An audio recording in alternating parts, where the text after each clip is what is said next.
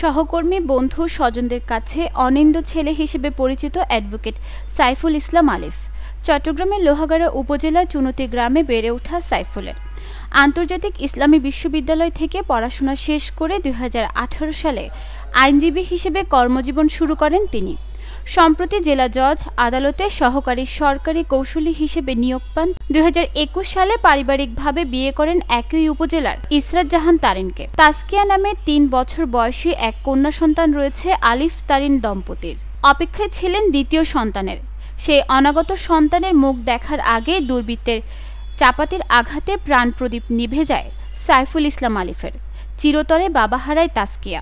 আর কখনোই আধো বুলিতে পাপ্পা ডাকলে সাড়া পাবে না সে। কুপিয়ে হত্যার শিকার সাইফুল ইসলাম আলিফকে উদ্ধার করে বিকেল 4:30টার দিকে চট্টগ্রাম মেডিকেল কলেজ হাসপাতালে আনা হয়। খবর পেয়ে হাসপাতালের মর্গে ভিড় করেন বোন, ভাগ্নি, বাবা সহ স্বজন ও সহকর্মীরা। আলিফের মরদেহের পাশে কান্নায় ভেঙে পড়েন সবাই। কান্নাজড়িত কণ্ঠে বড় বোন জান্নাত আরা বেগম জানান, তার ছোট ভাই আলিফের ৩ বছরের কন্যা তো বাবা হারিয়েছেই, অনাগত সন্তানের মুখও দেখা হলো না তার। সেও বাবাকে কখনোই দেখবে না। এটা খুবই কষ্টের। ভাই হত্যার বিচার চান তিনি।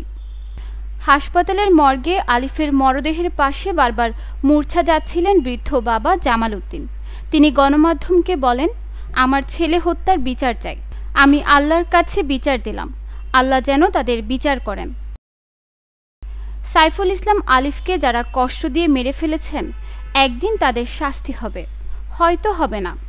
আলিফের ত্যাগের মধ্যে দিয়ে হয়তো থেমে যাবে সব হানাহানি, মারামারি, হয়তো থামবে না।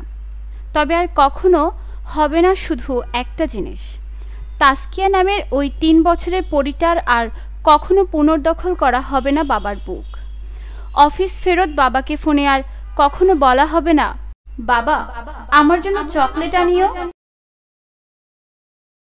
নিউজ ডেস্ক, চট্টগ্রাম সময়।